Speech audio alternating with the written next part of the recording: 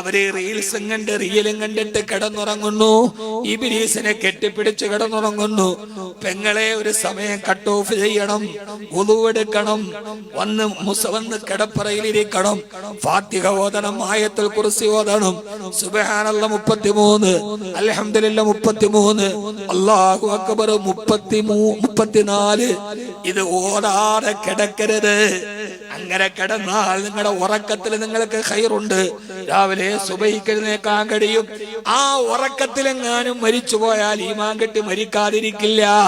അല്ലാഹുമ്മ അസ്ലംതു നഫ്സി ഇലൈക വവജ്ജഹതു വജ്ഹി ഇലൈക വഫവ്വലതു അംരി ഇലൈക വഅൽജഅതു ളഹ്രി ഇലൈക റഗ്ബതൻ വറഹബതൻ ഇലൈക ലാ മൽജഅ വലാ മൻജഅ മിൻക ഇല്ലാ ഇലൈക ആമന്തു ബികിതാബിക അല്ലദീ അൻസൽത വനബിയിക അല്ലദീ അർസൽത.